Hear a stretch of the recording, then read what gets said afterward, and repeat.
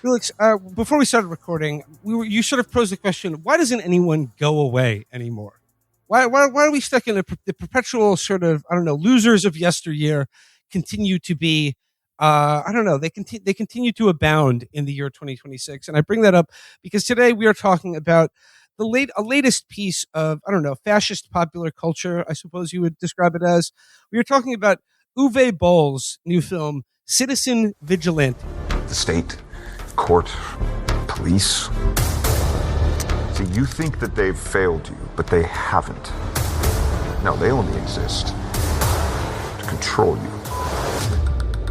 Do you want justice? Yes. And Phyllis, just give us some back. This is the first Uwe Boll movie I've ever seen.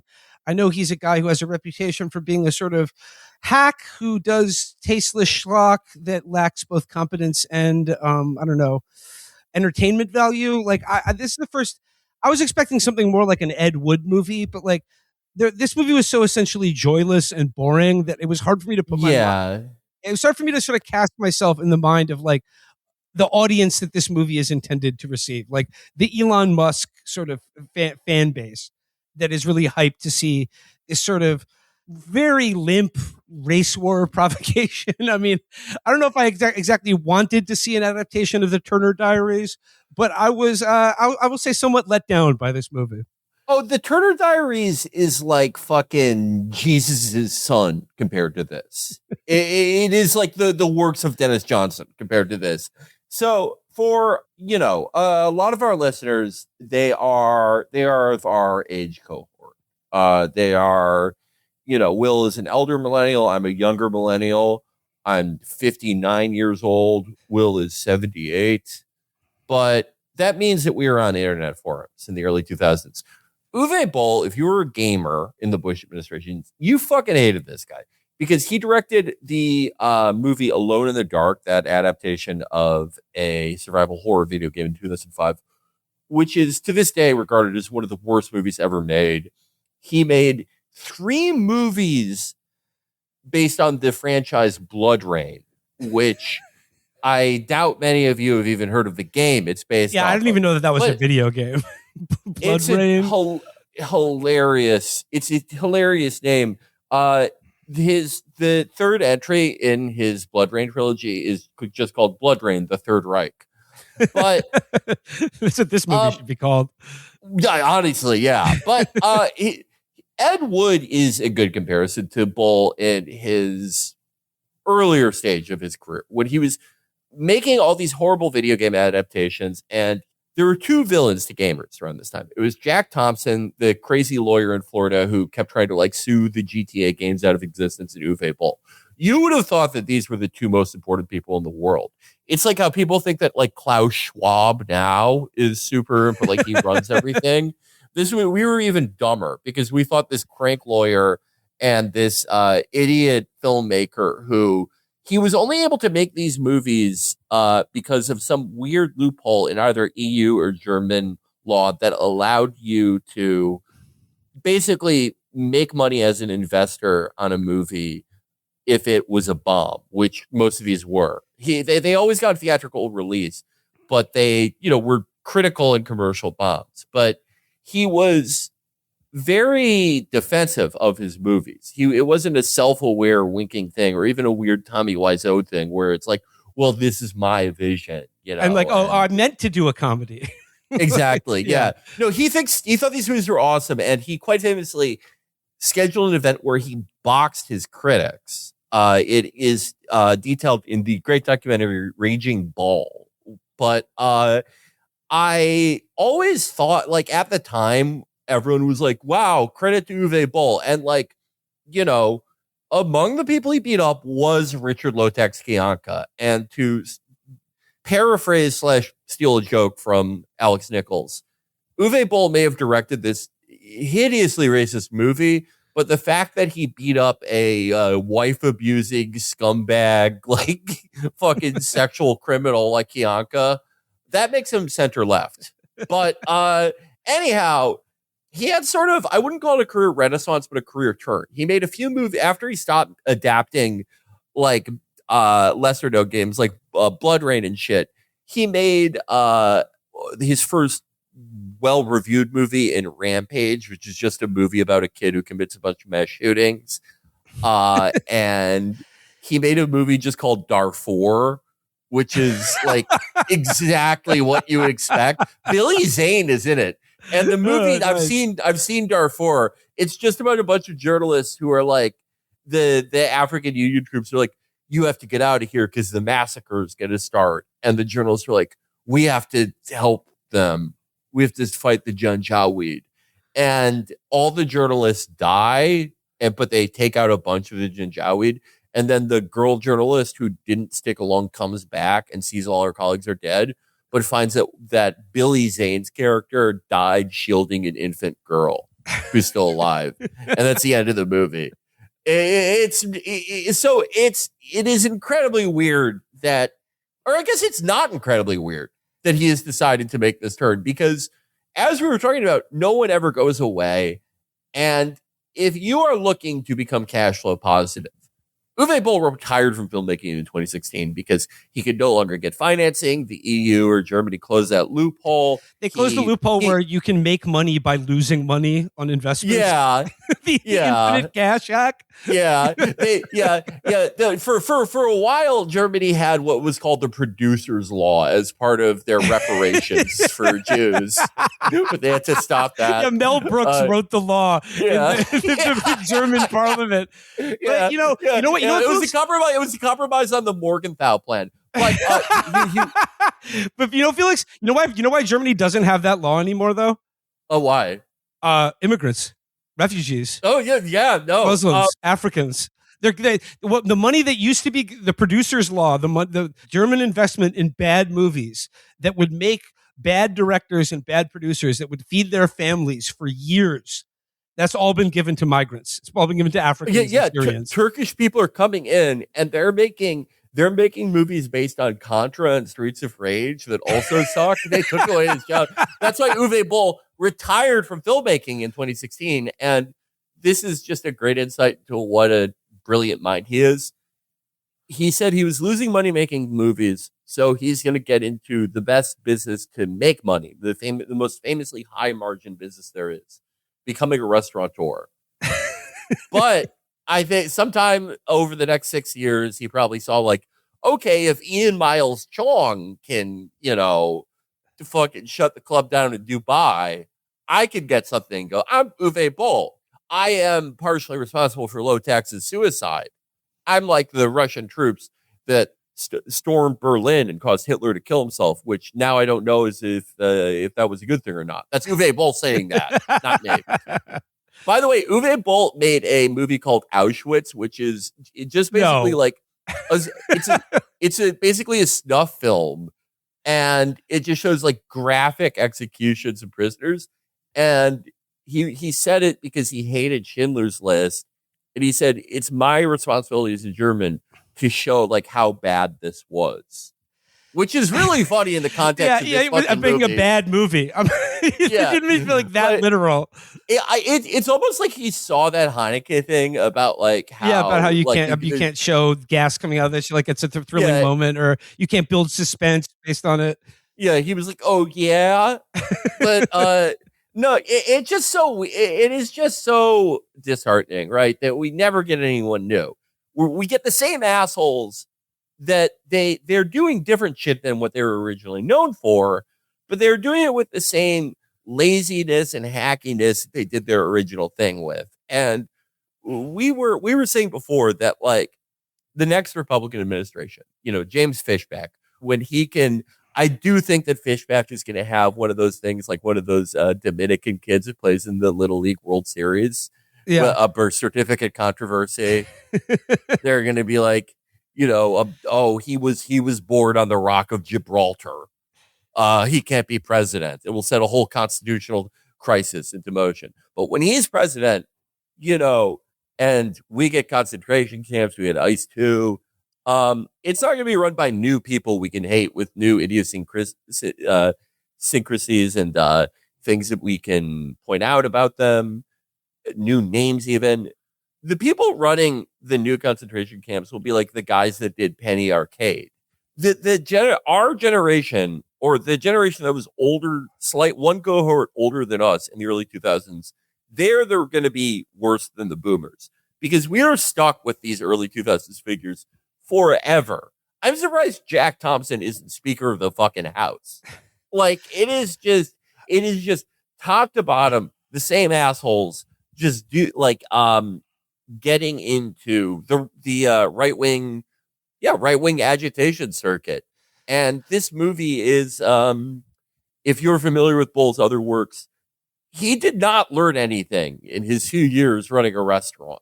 He did not study film in his time off. He may have gotten worse because this is a baffling movie. Yeah. And I want to talk about the specifics of the movie, but like to be clear, like we want to do this. I probably would have ignored this movie had Elon Musk not gone out of his way to promote it on clearly like race war propaganda lines where he was just like, we must defeat the white traitors before we can like purge our country of the brown hordes of Muslim or African invaders. I think he put this movie on Twitter to promote it. And the thing is, like, he made it free for 3 days on X, the everything app. Yeah. And I know that, like, I describe this movie as a very limp provocation. And, if you're some sort of woke immigrant lover who wants rapists and criminals to go free, if you're like someone like me, you're supposed to be like very offended by this movie and shocked and horrified by how, it's gruesome depravity. That did not inspire any of those feelings for me. Like the main feeling I had watching this movie was boredom. But I will say that there is one thing in this movie that is genuinely offensive. And it is at the very end where, like, before the credits roll, it just says, this film is dedicated to thousands of European rape and murder victims. And I'm like, really? Like, I hope their fucking families don't see this shit. Jesus Christ. Yeah. You did something this half-assed. Like, this just, like, thoroughly incompetent and boring and stupid. And then you're like, this is actually about a serious issue. This is dedicated to all these rape and murder victims. Yeah. Yeah. Like, I mean, there is no immigrant that has desecrated any European more than this movie has by dedicating itself to, like, actual victims of crime. I mean, we made fun of Kash Patel for saying they weren't releasing the Epstein shit because they didn't want to re-victimize people, but that is actual re-victimization. Yeah. You had the worst thing that could, like, one of the worst things that could possibly happen to you. It is going to affect you, like, the rest of your life. Like, one of the most horrible crimes there is, and your consolation prize is the worst filmmaker ever is like, don't worry. Me and a guy who tried having an accused rapist who went on Grindr to see if he was gay made a movie for you. Well, this movie, like, it's definitely evidence for the idea, the fact of, like, how low a bar you have to clear to become a right-wing cultural figure. Like, if you produce anything with a right-wing point of view, they will just lap it up like fucking dogs. And I was trying to put, Felix, watching this movie, I was trying to put myself in the mind of, like, someone who this is intended for, someone who takes seriously the flood of immigrant crime and wishes, like, some sort of, dark avenger would rise up and start doing violent vigilante crimes, punishing these sickos and invaders that the justice system refuses to punish. And, like, I think we all have that evil inside of us. I know I have that evil inside of us because I regard, the Death Wish movies as some of my favorites. I got a big old bucket of popcorn and just watch those movies with a grin from ear to ear. But that's the problem. Like, Death Wish is the movie to compare this movie to. But, like, in Death Wish, you have Charles Bronson. There's an attempt to, at least in the first movie, there's an attempt to portray some level of psychological realism here. And then by the third movie, you're just loving it as he's blowing away all these criminal scum. But, like, the point is, Bronson's the man. The action in those movies are hilarious. They got some life to them. They're even as evil as they are. There's something joyous about their evil. Whereas this movie is like an Armie Hammer in particular. His character is the most oralist loser I've ever seen. And it's just like, how do you this movie should have been called Citizen Lecturer. Cause it's just like, rather than going on an awesome killing spree, he just fucking lectures people all the time about why fare evasion is wrong. Yeah, it is there are a few markers that make this, like, I think, unfit for an American audience. One of the reasons that I think it fails as an agitprop, that there are just too many distinctly European things about Armie Hammer's character, even though he is supposed to be an American. Yeah, exactly. Uh, Yeah. Chiefly among them, one of the first things we see his character do in the movie is go to one of the buildings he owns that he inherited from his real estate developer dad and fuck a prostitute. And that's just like that is portrayed as him like going to a coffee shop Yeah. to like get his more because for like a German, that's like, oh yeah, that's like the first thing you do when you're visiting a new city. Yeah. But I know. I was like, the fact that the even Uwe for Boll, like a piece of shit, even for a piece of shit American, even for an American that is an actual John, they don't want to think of themselves as a John. But for European, that's just like, that's regular shit. And I was Felix. I was so fascinated by that scene because, like, Yeah. it's out of nowhere, and you're right. The way it's presented, and this is supposed to be like the hero of the movie, and like heretofore, you see like clips on social media from people being like, "I think we need a citizen. I think we need a guy like this in Canada. Like this guy's awesome. I love him." And he's like supposed to be heroic in some way, right? Like even as an anti-hero. But then like there's a scene where he patronizes a brothel. And I'm thinking like, oh, he's going to kill these pimps or something. He's going to like, take out these sex traffickers. No, it's just a totally normal transaction where he pays $50 for one position sex with a rather depressed looking young woman. And then like he can't finish her. He's distracted because he notices black mold in the room of the prostitute he's seeing. And then he's just like, he stops mid stroke and is just like, there's black mold on these walls. You open the windows when a client uses the shower? And she's like, no, not really. And then he's like, I own this building. And she's like, really? And he's like, what, did you think your pimps own this building? And it's just, wait a second. Like, I thought this guy was standing up for law and order and moral righteousness and just sort of the virtue of the common man. But he's like, I'm making my rounds as a fucking landlord. And I'll just check out the brothel I own and patronize one of its fucking prostitutes and then bitch to her about the black mold in the building that I own. It reminds you of how like Conor McGregor has gotten in on the Irish nativist like anti-immigrant shit, and that, of course the line these guys always use is, they're raping our women. They're selling drugs, taking drugs, and raping our women. Yeah, let's get Conor McGregor to protect them. Yeah, they're assaulting random people and committing crimes. Yeah, but like. They pushed a pensioner down a flight of stairs because they wouldn't. yeah.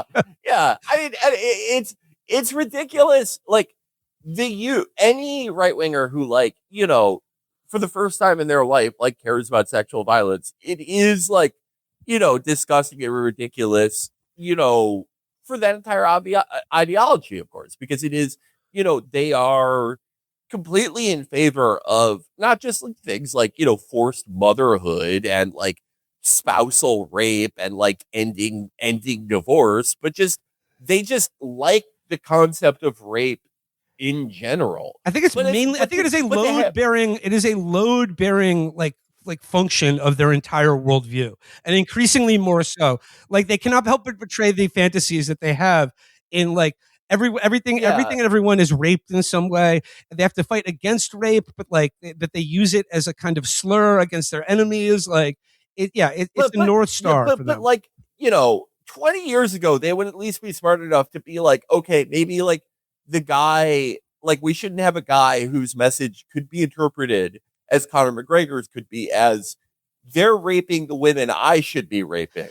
Yeah, Felix, I remember seeing something on British television where some stat that they're throwing out, and they're like, 1 out of every 4 rapes in the UK is done by a migrant. And I'm like, well, the other 75% are like just not an issue. Like, who cares? Like, you're like that other 25%, those are women that should be abused by good British men. Exactly. And like for this movie, okay, so the first 2 things we see Armie Hammer do, after he goes into the building he owns, complains about the black mold, which again, great to a point. prostitute. to a woman he is just paid for sex.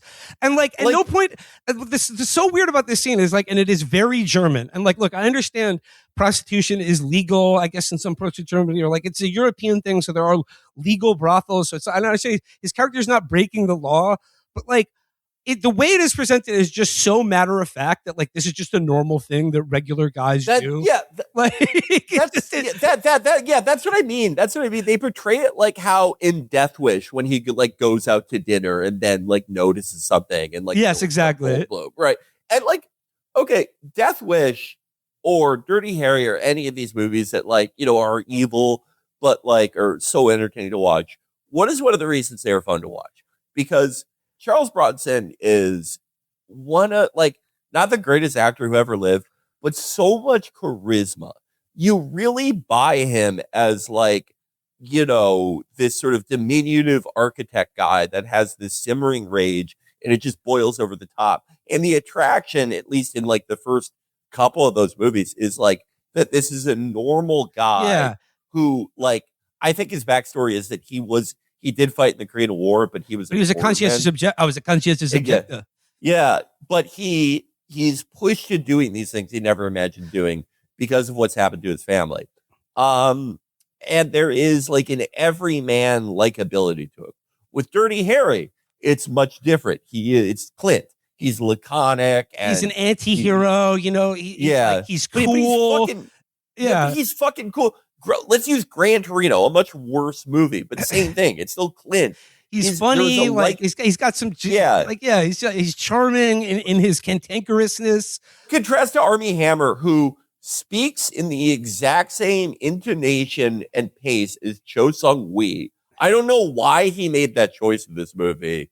He talks exactly like the Virginia Tech shooter, and the first two things we see him do are.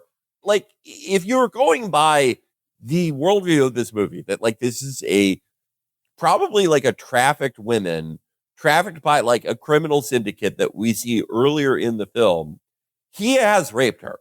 Yeah. She does not want to be here. So the first thing we see is him getting distracted while committing a rape because he's mad about how much mold there is in the apartments that he owns but never manages. But he owns and rents out to be used as a whorehouse. Yeah. Then, but also that he's an American who's just owns property in Germany and is just visiting the country more or less to kill people. Like, why isn't he doing this in America? There's lots of crime in this country, but there's something about him being in Germany that he's just like has to fight back on behalf of the German people against the migrant grooming gangs and fucking and corrupt judges. Well, it's really fucking weird because this movie, it's a weirdly mercifully short movie, but it is told in non-linear fashion. It is, yes, like, it's very strange, yeah. Yeah, but okay, so it is implied. I had to go back and watch certain parts and read the fucking Wikipedia for it. By the way, one thing I learned on the Wikipedia, the original title for this movie was The Dark Knight. And obviously there were problems there. So they had to name it Citizen Vigilante, even though in the movie he is referred to as the Vigilante citizen, whatever. Well, I mean, the title of the movie alone is just front loads like how fucking lazy and like stupid it is because it's just like Citizen Vigilante as opposed to what law enforcement vigilante. Right, right.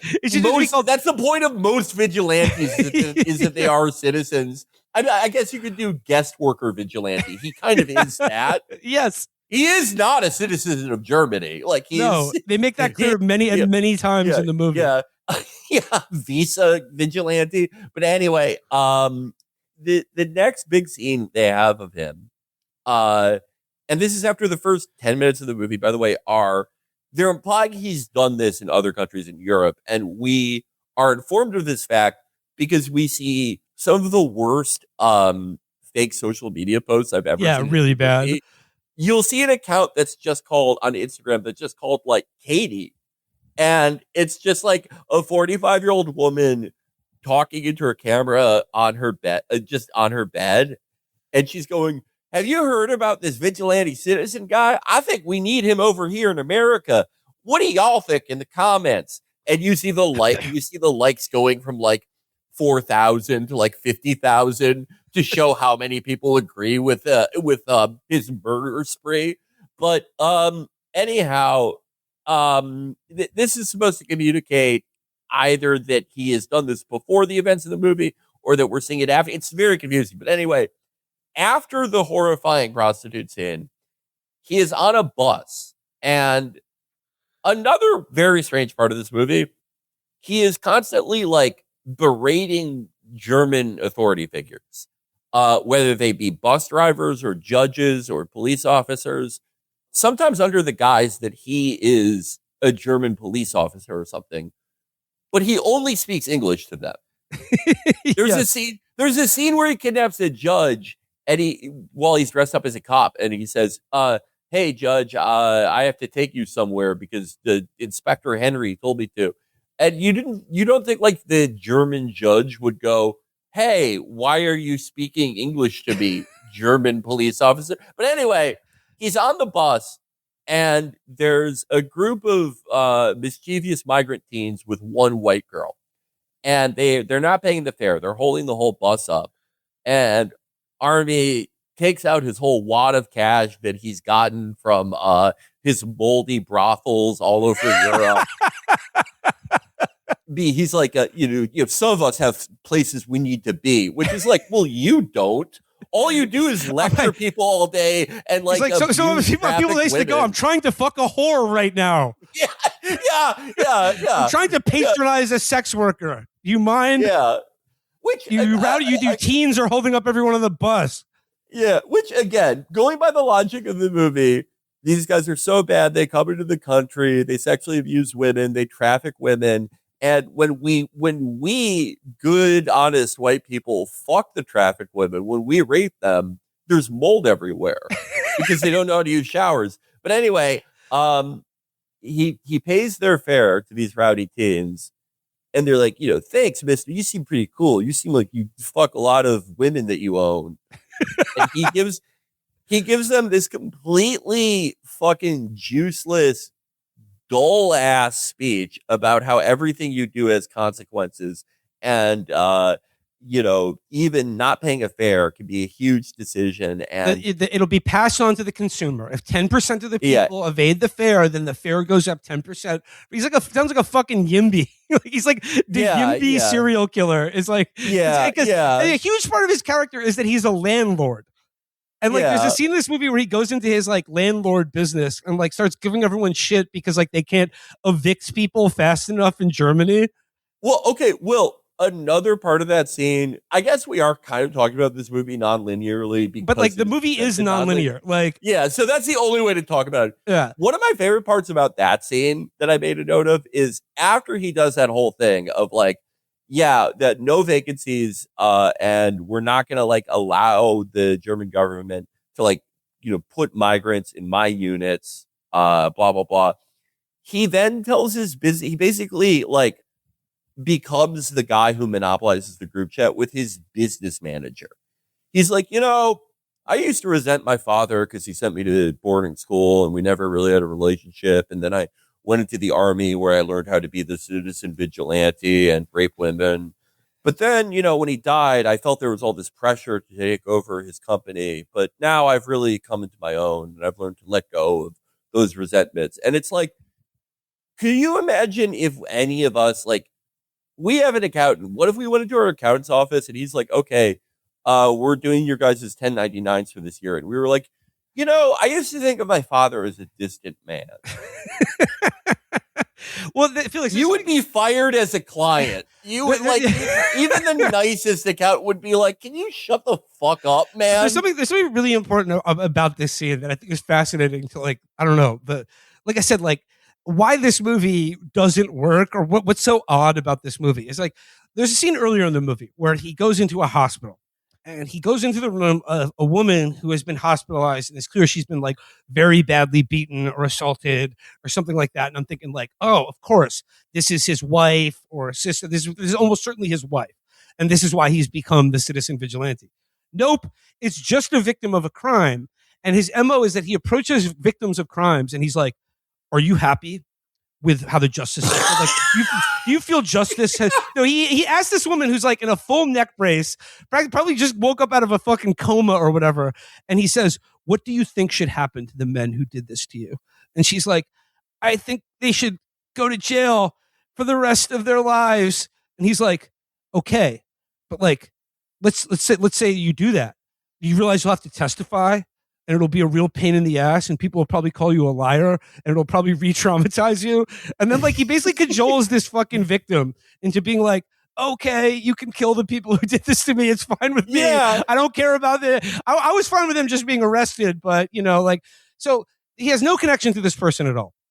Then we find out like through the scene with his real estate company, he's like, yeah, my father was very distant from me and sent me to boarding school, and then my mother died and we never really had much of a relationship. Well, anyway, if there's anyone squatting in my properties, feel free to kill them. And they're like, but sir, in Germany, murder is illegal.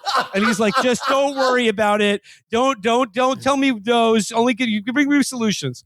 So like, once again, to compare this movie to Death Wish, like Paul Kersey's wife and daughter are fucking like, his wife is killed and his daughter is raped by Jeff Goldblum of all people. But that's neither here nor there. But like, there's a reason for his psychic break and his like going down the path to violence, right? Armie Hammer's character in this movie, his only backstory is that he had a distant father who sent him to boarding school. He's like him or anyone. He's never been victimized by a migrant. He just doesn't like them living in his apartments. So for all intents and purposes, he is just a serial killer. Like his traumatic backstory is no different than anyone else's. And yet he's taken upon himself to punish all of the migrant criminals of Germany and not America. Yeah, this is okay. So I had dinner last night with friend of the show and very recent guest, Ed Zitron. And we were talking about like kind of embarrassing things that you do when you're like in 8th grade. Specifically, what I think is a very male pathology. Something that men do during adolescence. I don't think that all boys have done it, but it is certainly like common enough that it's recognizable. And that is the idea of thinking that you can get laid because of sympathy, or at least get some sort of social gain out of it, right? Yeah. And I believe I referenced it on it'll be released in the next month or so, but our Dark Souls 3 Players Club episode, unfortunately, a very funny Louis C.K. bit about how when he was in 8th grade, he heard this kid's parents had died in a car accident, and he immediately fantasized about that being him, so the girls he liked would hug him. And and just to like use an example from my own life, when I was like 18, I got a call from one of my a good friend of mine, and he wasn't overdosing. He had taken too much 2CB, which is a MDMA like party drug. He was just having like a really bad trip, and he wanted me to go to his house, which is like 30 minutes away, and just, you know, basically talk him through it. Like, not a big thing, right? But because I was like a uncharismatic shithead, just did not know how to do anything, I spent about 20 minutes like going around the dorm, waiting for people to tell me what parties were going on that night, being like, sorry, I can't. I have to go help my friend who's overdosing. He was not overdosing. He was just having a bad trip. I was just like, and there was like one girl in our building who I like really liked, and she was always really nice to me, but clearly like had zero attraction to me. It was never going to happen. And I staked her out like it was a Hitman level, like she was my target, so she could hear me say it. And it's like, I was even being such an idiot then. I knew in the back of my mind, like, how do you think this is going to work, idiot? Like, you think she's going to hear you say that and go, okay, well, make sure to have sex with me when you get back. But you outgrow that, right? You outgrow it. You have life experiences. You become the hero that you want to be. You become present in other people's lives. You do things for others that present no benefit for you, that no one will ever know about. You become a better person through experience, through growth, through all these things. What I think is so weird about the current right-wing movement now is that for all intents and purposes, it is men ranging between the ages of 25 and in some cases 75 who still think like this. This is still how they approach the world. All the guys who the worst version of that is the guy who fantasizes about saving a woman from a sexual assault so then they can have sex with her. Exactly. Yeah. But all male identity politics now that you see on like right-wing Twitter, it's all stuff like that. It's all feel bad for me. I'm doing something so great and I'm not rewarded for it, and fuck women because they're not rewarding me for it. Men commit suicide at such a high rate. Why don't you feel bad for me, you stupid fucking bitch? And it's so it's pathetic. It's really pathetic. This movie is such a great example of how pervasive that is now, because this character is a power fantasy. He is a cool fucking special forces guy who can kill anyone, get away with any crime. He's so fucking awesome. Hold on a second. Yeah, the movie does establish that he has been in the military. But another thing that makes this movie like really so limp and unentertaining is like there's nobody he kills that's like impressive, or it's not like fucking Taken when he like rolls into the house full of fucking Albanians or whatever and like fucking just dices them all up. No, like the climax of this movie is him killing a family of people and then like 6 teenagers in a row, all unarmed. Like there's nothing. There's a scene where he puts himself in a box and kills a lot of cops, but like that was just stupid. Right. That was, but like I mean, obviously it's stupid, but I mean that's what they're intending to show. They obviously don't succeed. But even like he's stoic. He's supposed to be this stoic, like fucking badass man on a mission. And even then, he is such a self-pitying fucking jackass that when he's talking to his accountant, he's like, you know, it took me a while to forgive my dad for not going fishing with me. It's just so like everyone is like this now. It is so fucking depressing how everyone is just like, we are all old enough that we know maybe it happens sometimes that a woman will have sex with you because they feel bad for you, but not like that. Not like that. All of you should know maybe she better. will, but it won't happen a second time. I'll tell you. Yeah. Yeah. You know, Jesus. You mentioned it earlier, but like there's another scene I want to talk about that I thought was really like funny and I'm like indicative of what this movie, and like I'm just once again trying to put myself in the mindset. I did see some very funny reactions to this movie because like from like online right wing accounts who were like, "I love the movie, but I found the sex scene really unnecessary." They're like multiple different accounts that were just like, "Did we really need all the gratuitous sex and nudity?" So like they're getting mad at makers for putting unnecessary sex scenes in their headcanon. But I mean, they are sort of treating it like Nanette, because I've seen that. I've also seen people go, okay, this movie isn't very good, but it's important that we all support it. Yeah, exactly. You know, it's just like the movie's not fun or entertaining, and if this is an advertisement of our values, it's literally saying that we are serial killers. Like the thing is, he's just not sympathetic. You can like only like this movie if you were just if you're just primed to kill any like African or Muslim person you see. If you think their mere presence is like an existential risk to you or danger, I will say that the very first scene of this movie is a lovely white mother and her son shopping in some urban grocery store, walks out of the store and is immediately stabbed in the throat by an African guy with like a machete. Oh my God! Yeah, that is the first. It was just out of nowhere. He's just like stabbed in with a sword on the street. And the filmmaking is so incompetent. I had to watch it multiple times, and I still don't know. I don't even think he was like stealing anything from. No, he was just killing. He just wanted to kill someone. Yeah, he was just like, ooh, a mother, bang. Which is like, how is that? Again, how is that different from like modern, like Western right wingers on Twitter? Like that is supposed to show how evil migrants are, and all the people who love that scene and love this movie follow 50 accounts that are probably literally just called like videos of pregnant women being stabbed in the neck. Yeah, no, but it's the scene you mentioned earlier where he kidnaps a judge. a judge who presided over like an immigrant rape case for like some grooming gang, like gang raped some teenage girl in a park, and then like he acquitted them because like they're having trouble integrating, and like they're the victims of this crime as well too, and it's just like. I don't know what the European justice system is like, but like this seems a bit of a stretch. Like it'd be one thing if they were let off on a technicality or something, or that the victim didn't want to testify, but the judge in this case is like, if anything, I think the rape victim was the real criminal. It's like okay, all right. That's like so. Armie Hammer kidnaps him by pretending to be a German cop who only speaks English, and is like, "Excuse me, Judge, right this way." And then he injects him in the neck with like a hot shot of heroin.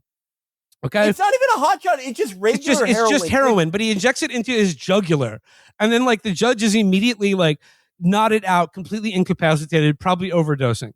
And then Armie Hammer proceeds to talk to him for like probably an hour car ride out of the city. And it's just like he's only talking to the audience because like they're showing you the judge and the judge is just passed out. I made the same note with this scene. It reminds me of one of the things in SVU that pissed me off the most. There's an evil rehab clinic, and one of the nurses who like thought that they were doing God's work takes revenge on the evil head of the rehab clinic by just like overdosing him with fentanyl, killing him instantly. And I thought like that's like the best way to go out. Like you really, if you're trying to make him suffer for killing your daughter, you really fucked up.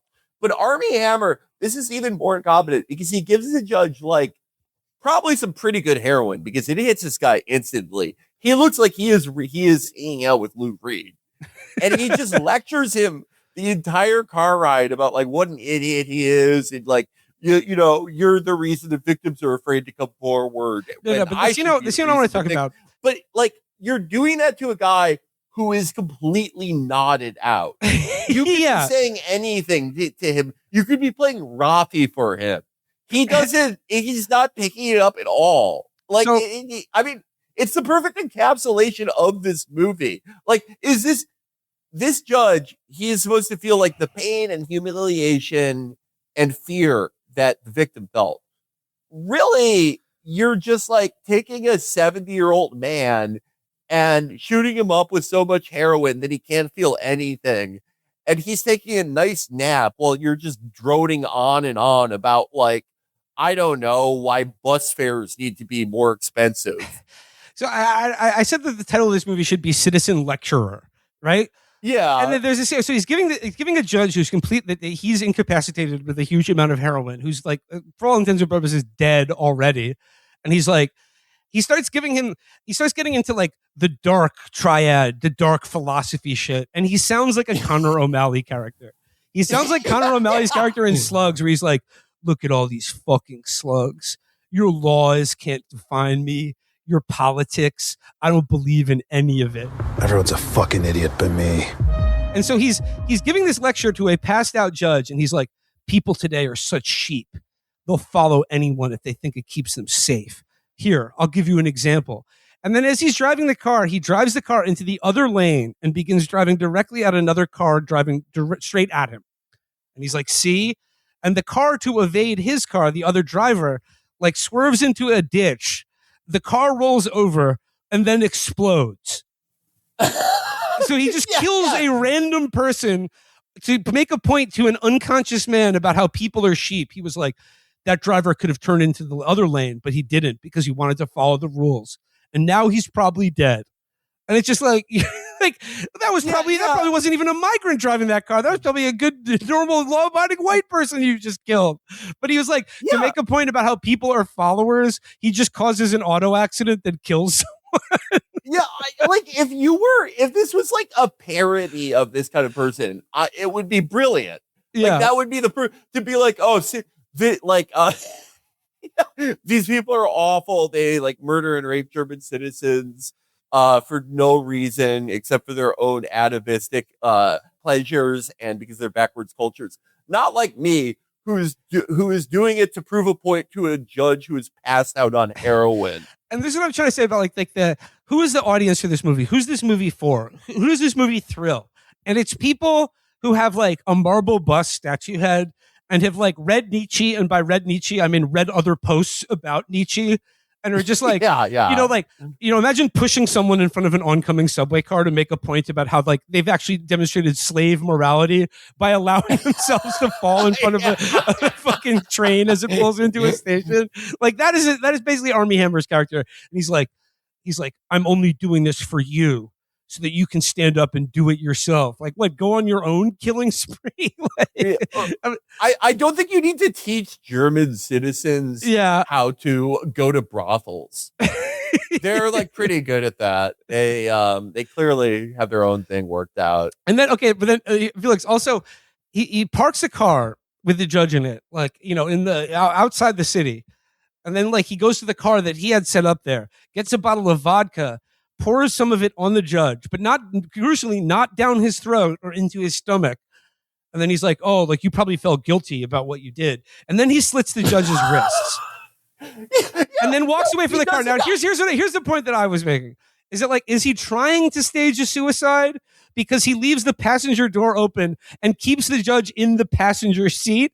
So it's just like, so the police are like, well, this judge, he slit his wrists, he killed himself. No alcohol in his system, but quite a amount of heroin, even though there's alcohol on his body and a bottle of vodka in the car that he didn't drink, but there is heroin in his system.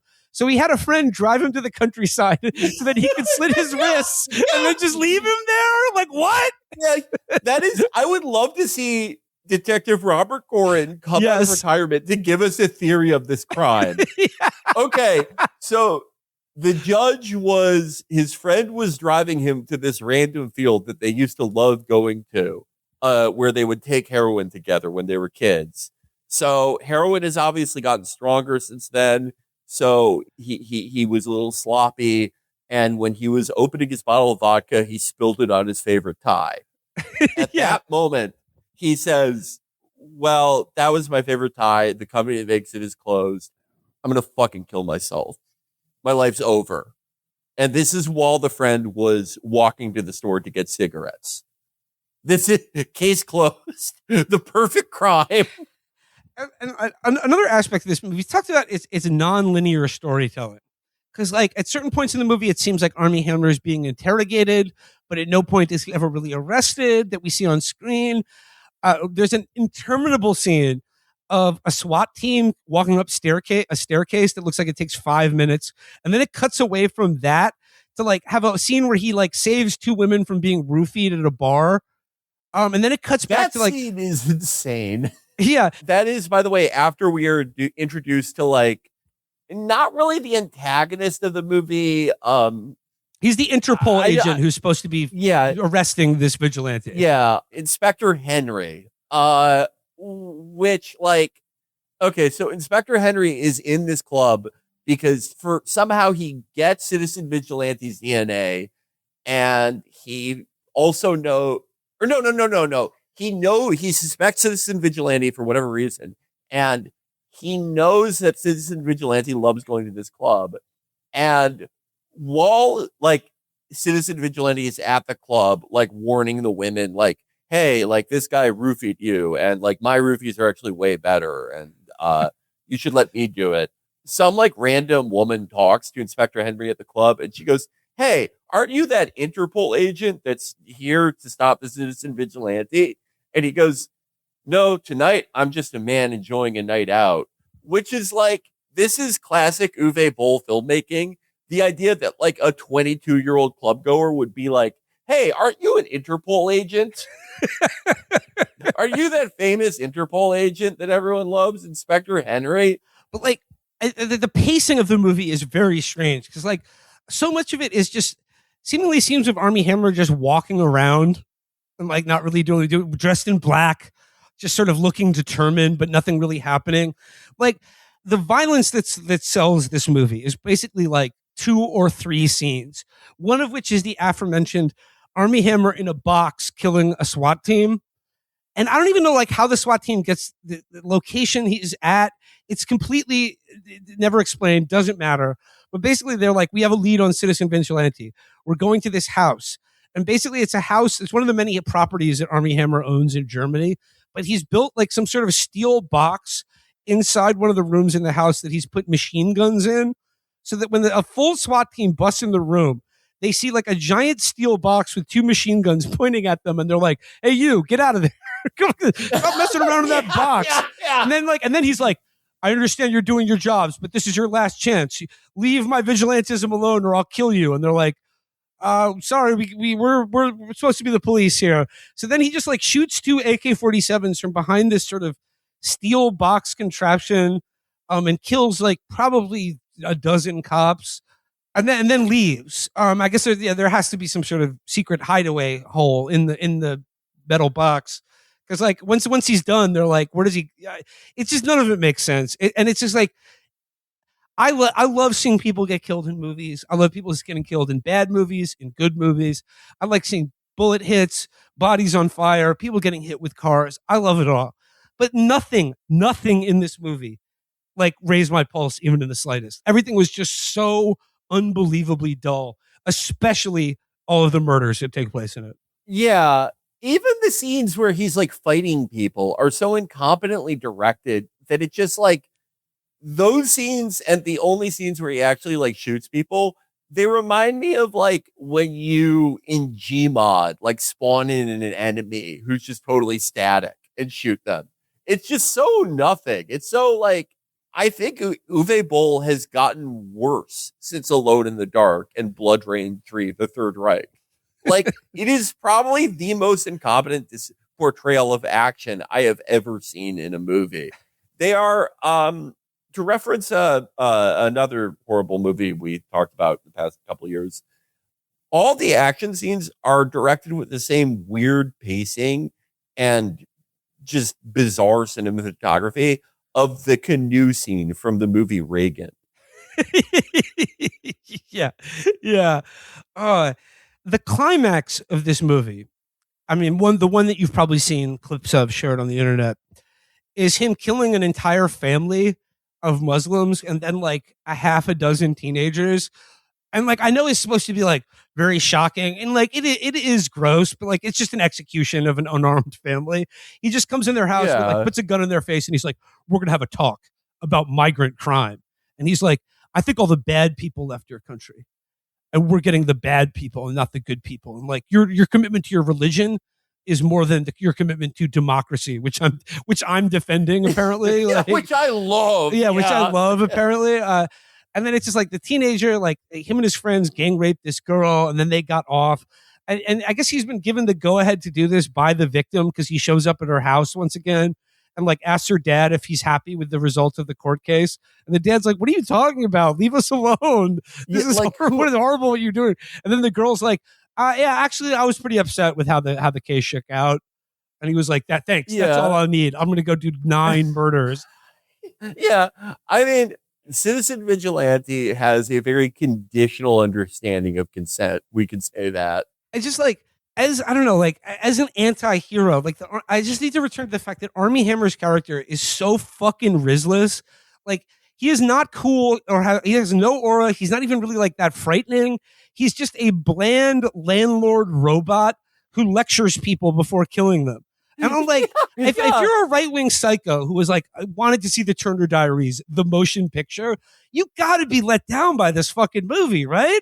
I would think because it's just like they're all going to start dressing in black turtlenecks to like their hero. Yeah. By his look, I mean, I just again like you can tell how much no one actually believes in this movie. No one actually believes it's cool. You know, we keep bringing up the Turner Diary as a point of comparison. The Turner Diary, like, if you can give it credit for anything as a piece of literature, it is the fact that it goes extremely far. It goes as far as you possibly can if you're writing a book under that worldview, where like they literally they just wipe out every non-white in the world. Like that's what they're doing, right? Or like Camp of Saints, same idea. They bring these things to their logical conclusion. With this movie, it actually does remind me of Uwe Boll's 2009 smash hit Darfur, because even though the stated politics of the movie are extremely right-wing and like anti-immigrant and pro-vigilantism, they don't do any of the things that other right-wing agitprop does in exciting the audience by going extremely far. The central message of the movie is the same as, yeah, Darfur or that couple that climbed the Empire State Building the other day. Yeah.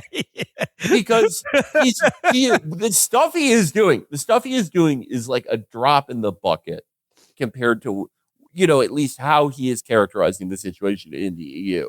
But the real gist of it, the real reason he's doing this is so that other people will see his completely uncharismatic, scrambled face videos and go, hey, I could start committing murders too. Yeah. Which is like it's like a fundamentally like liberal idea. This idea that like, hey, you may not think that you're doing a lot, but you're inspiring people. You're raising awareness of murder. And like in his pixelated sort of like Travis Bickle missives to the public, I must stress again that like everything he's saying is at the level of a Connor O'Malley character. It is absolutely submental, just gibberish. Another aspect I wanted to talk about is like Armie Hammer as an actor being in this movie is it's sort of a Conor McGregor effect here, because like it is now like, if you're an actor who has a shitload of allegations, like Jonathan Major in this new Daily Wire movie that we're definitely going to do. Okay. This is it. Because like, I don't know, like wasn't Armie Hammer's thing like, I look, all his allegations, he was never charged with anything, but like the main takeaway was he was fantasizing about eating his girlfriend's, not her pussy, the whole thing, sort of a pseudo cannibal fantasy. And like I never really knew what to make of the whole Armie Hammer situation, but basically he just disappeared.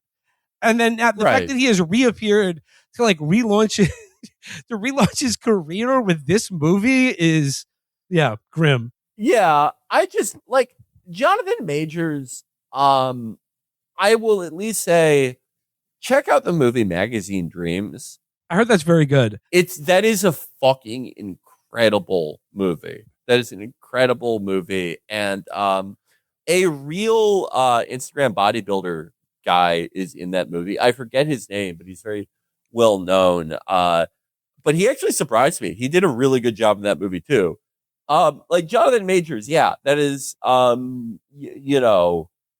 he was convicted, right? I honestly don't know. I mean, like I know that he was alleged to have like beat up a girlfriend or something, but like right. The point is like convicted in the court of public opinion. Like your path back as an actor are to do these like right-wing vanity projects, like take a role that nobody else would parole because it would be career suicide.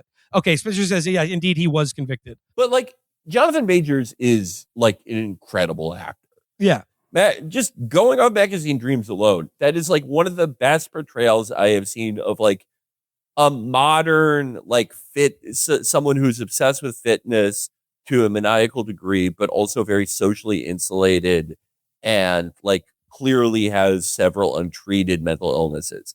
It's like one of the best performances I've seen in the past few years.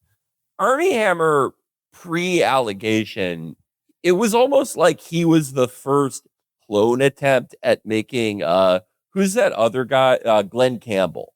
He was like the first version of Glenn Campbell Mark 1. Yeah, and then they're like, okay, we made this guy, but we got a guy who's handsome but has a sense of humor. Yeah. We finally this guy doesn't have any cannibalism stuff, no rape accusations. We got it right. We can get rid of Armie Hammer. Like Jonathan Majors, whatever you can say for him as a person, there are movies that like he was supposed to be in that are like they are worse movies for him not being in them now, right? That is not a commentary on him as a person, as a moral entity, but it is a true fact about his level of talent. With Armie Hammer, yeah, I saw a couple of roles where I was like, yeah, that was pretty good, but not like an irreplaceable. It's not a big loss, right? Like have several years with no Armie Hammer movies, right? Crucially, when all this stuff happened, there were people who defended him with the cannibalism stuff, which I always thought like, if it's just that, it's like, if it's just a sexual fantasy, then like no problem. Right. But there were other allegations as well. Yeah, he was accused of sexual abuse, which is like, yeah. But crucially, though, even when before those allegations came out, there was no one who was like, oh my God, are we really going to get rid of this like generational talent because of these fucking accusations? Not like it's kind of like Uwe Boll. It seems like they're both just doing this because it is the thing to do. I don't think Armie Hammer has one opinion one way or the other about immigration or like bus fares or like how much mold a brothel that you technically own should have. But that is the default thing now. And I think it is, Hammer especially is an interesting avatar for this entire project because it goes back to what we were talking about how for right-wing like male identity politics, making everyone who you ostensibly hate but also desire pity you, and by pitying you eventually have sex with you, that is part of it. He is such a good avatar for it because he is like, you could, if you are one of those guys, if you're into like male grievance politics, you can so easily characterize him as like a victim of this modern world that doesn't let guys be guys. But he just lacks any differentiating talent to such a degree that you just can't actually sell it. In the same way that this movie, I don't think this movie can actually cause anyone to go and kill anyone. No, it's not good enough. There's not enough gravity or weight there. Like, if you made this movie with Jonathan Majors, I would be like, yeah, there's going to be at least one murder because of it, because Jonathan Majors is a great actor. I'm not even saying Armie Hammer sucks. He's just like not enough of an entity. I don't know. Everything is industry plant stuff now, right? Everything is like Claro. It's industry plants who don't know their industry plants. No disrespect to Claro. I hear she is lovely. But only it is the suggestion that like, oh, this movie is, watch out all you fucking like woke pieces of shit and people who love these immigrant rapes and all this shit, because this movie is going to inspire us to rise up. And is there a more empty threat than that? Than like, okay, I already believe these things, but this movie is going to get me so amped up that I'm actually going to kill someone after 10 years of talking about it and not doing it. And you brought up those two fucking nitwits who climbed the Empire State Building yesterday, and how it's just an example of like Euro corniness. And it really struck me exactly what this movie is, or like how, if I could sum up this movie, it is David Guetta, but right wing, doing a DJ set and saying shout out to his family, but to the family of the cop who killed George Floyd. That is pretty much the end of this movie when it says dedicated to all the rape and murder victims of Europe. It's like, shout out to their families. Hope you enjoyed my movie. Oh, and another thing. The movie opens with this quote: all behavior can be traced back to instincts. When justice is denied, instincts turn to vengeance. And it's attributed to Anonymous. That's just like, you just made something. Like, that's what I mean about like the people who are anonymous like, guy. I can't even imagine even like the dumbest, most like low IQ, like hard up, like male identity politics haver who can like see this movie and be inspired by the kind of shit Armie Hammer says about how people are fucking sheep. Just like come on, like you've seen like just similarly cretinous comments on like a 1,000 different posts before this movie. Like, is this really knocking your socks off to see this? And like Armie Hammer doesn't even do anything all that cool in this movie. He just like he carries out a number of very squalid murders, like of mostly unarmed people. Like, what? By the way, one of the murders he commits is literally assassinating a girl for offensive social media posts.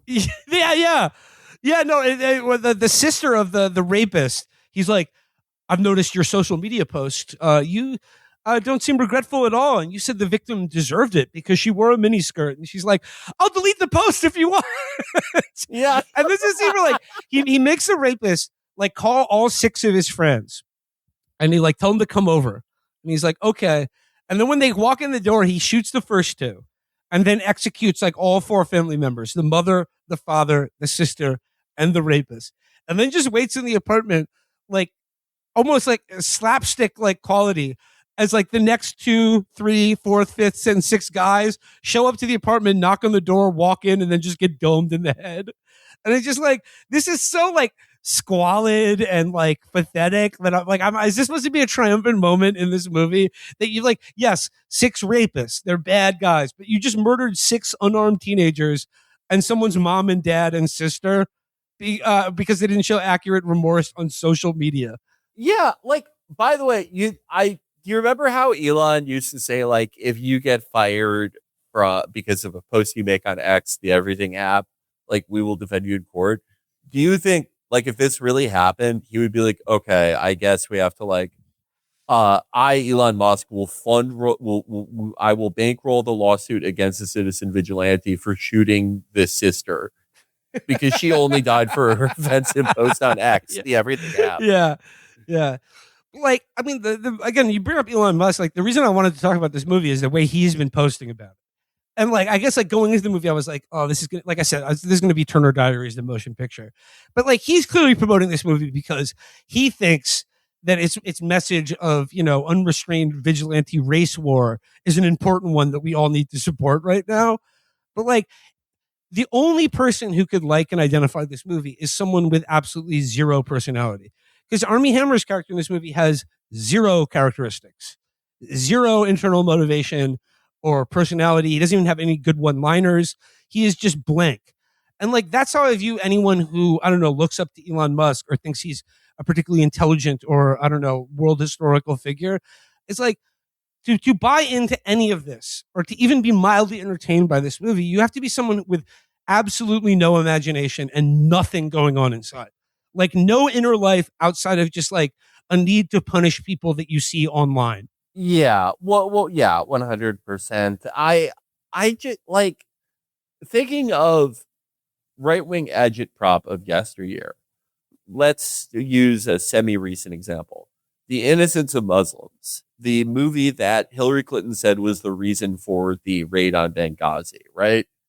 Also a piece of shit movie, but there is like a vision there, right? The point of the movie is obviously like it is this right-wing idea that like, oh, Muhammad is a fucking pedophile and like everything he did was bad and he was a mass murderer, unlike the guys from our book, like David, who's awesome. It's kind of like what we talk about when we talk about movies like The Reliant. There is that gap between the filmmaker's ambitions and their ability. And within that gap, there is a lot of interesting stuff there. This movie, it seemed to be made. I would not be surprised if before they even started shooting, that fucking Elon reached out to Uwe or vice versa, and they had some deal to put this on Twitter to recoup production costs. It seemed to be made just to be posted in Twitter clips for fucking losers. And it's not even going to be like a month from now, no one is even going to be doing that.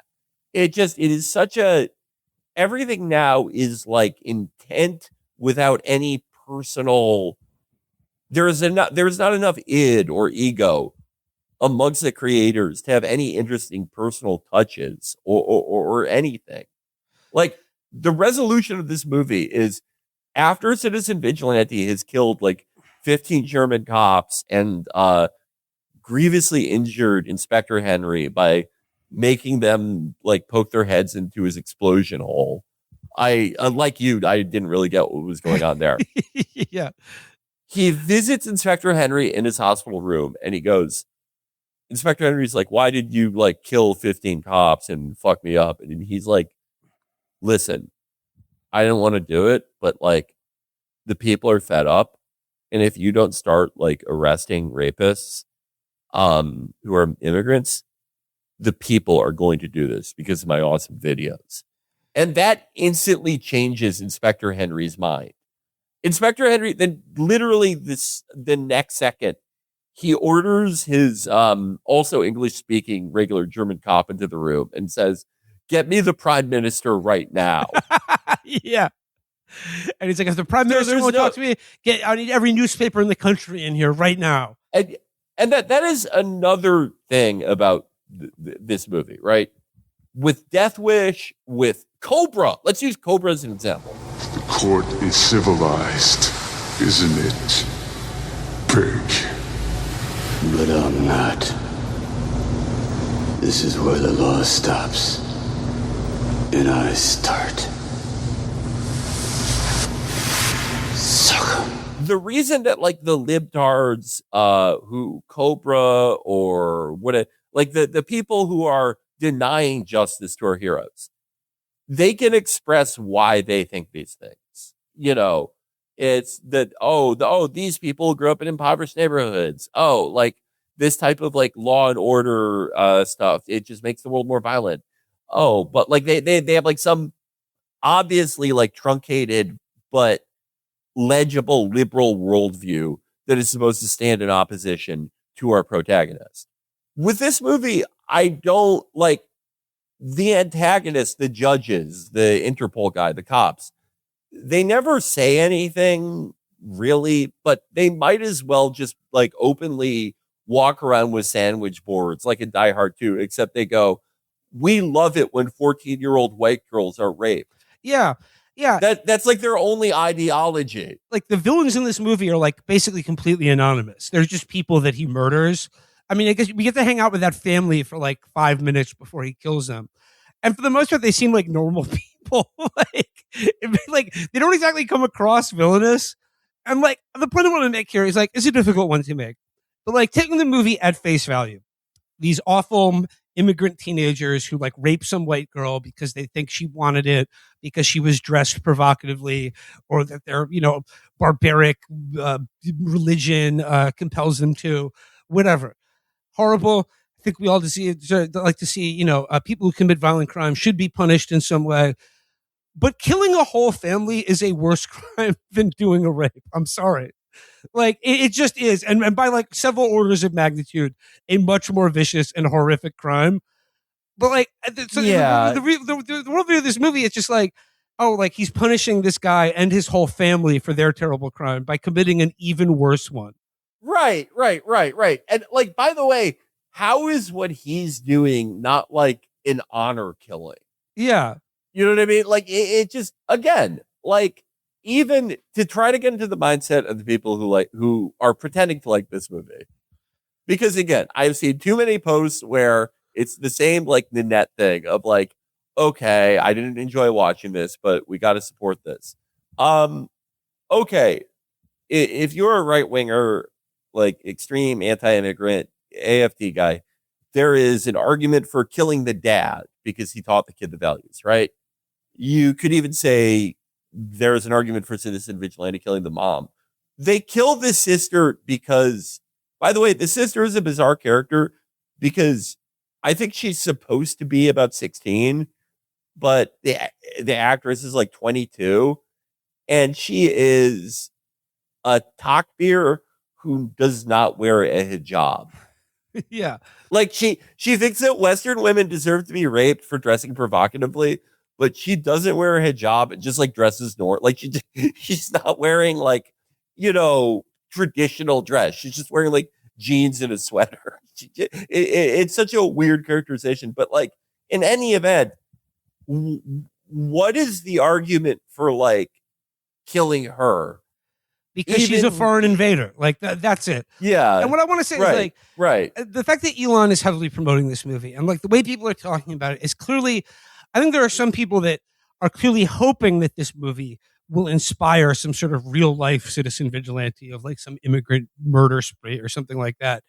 And or at the very least, they're banking on, lib critics or, like woke people crying and wailing or trying to get it banned because of how dangerous and hateful and evil it is as a movie. And like, sure, the movie is hateful and evil, but dangerous. The thing that you need to understand about this movie is, like I said, it is offensive only in how incompetent and boring it is. And it will be forgotten instantly as soon as this episode is over. Yeah, I cannot think of a movie that will have less of an impact. I mean, like I said, there are David Guetta music videos that I think are more dangerous than this movie. This could not inspire anyone into doing. I don't even think a single turtleneck has been purchased because of this movie. Yeah. Well, cop the citizen vigilante look.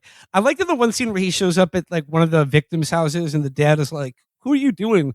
He was like, "Are you?" And he goes, the dad goes, "Are you a journalist?" And Army Hammer goes, "Do I look like a journalist?" And it's just like, well, yes. Yeah, like what? Like, what? Yeah. I mean, you don't have a big hat with like a press card in it, but like, I mean, come on. Yeah.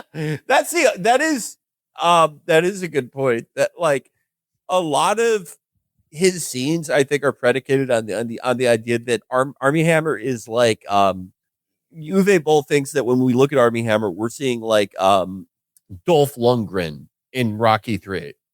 You know, like that he is just this fucking towering physical specimen who just radiates like violence and malice and explosive kinetic rage. When really he just like, yeah, he may as well be a New Yorker reporter. He's in good shape, but like he's not like, yeah, he's not Ivan Drago. Yeah. All right. Well, that's pretty much all I have on Citizen Vigilante. Another, like I said, another entry into the canon of like just sort of our evolving fascist culture of boredom, of absolute boredom. Yeah. God damn.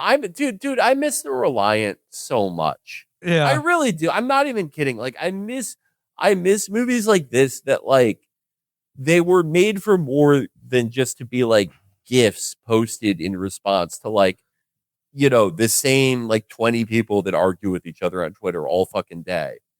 That's all this movie is. It is just like in the same way that some shows used to be made almost as prefabricated GIFs for Tumblr communities. That's what this movie is. I just it's comfort characters for all the group chats that JD Vancer is in. Yeah. And just as a personal note, for someone who has paid attention to Uwe Boll for much of his career, it's depressing to see, just like how Alex Jones is just a normal fucking Republican now. It's depressing to see a Uwe Boll movie that just like doesn't have any of the trademark like weirdness or incompetence that a Uwe Boll movie is supposed to have. It's certainly a fucking incompetent movie, but not in the interesting ways that his movies used to be. There is just there's no juice left in this world. The immigrants took it all. they squoze it all out of America, but Europe first. We have to save Europe. We have to save Europe. And like the people who this movie are for are the people who constantly talk about the need to save Western civilization and how Western civilization is under threat. And it's just like, if this is the shit that you're producing, like in defense of Western civilization, I think we've pretty much had it. It's time for the caliphate. I'd be fine with that at this point. 100,000 fucking percent. What is there to defend at this point? You know, we make fun of the Saudis for all their cultural products and try to become something more than just like, you know, the world's biggest the gas oil station. The oil station. Yeah. But like, how are we any different? Everything that we make, and by we, I mean like just the broader Western world now, it's the same thing. It is the same plotting, just literalness, with just no distinctive character besides incompetence. And even that incompetence is so flattened that it is impossible to even have, like, all Uwe Boll's Ed Wood like charm is gone. We're the same as the guys who said that they were going to build the Line, the world's first 2D city. All right.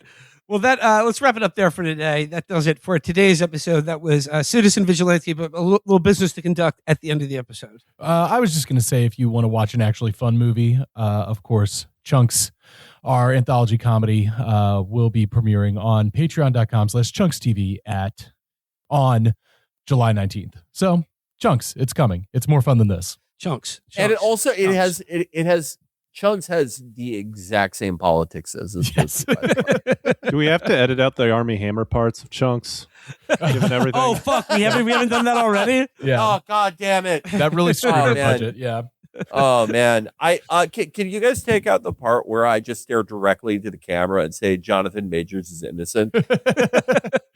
Well, I will be looking forward to the Jonathan Majors Daily Wire movie. That sounds like it may be a little bit more exciting than Citizen Vigilante.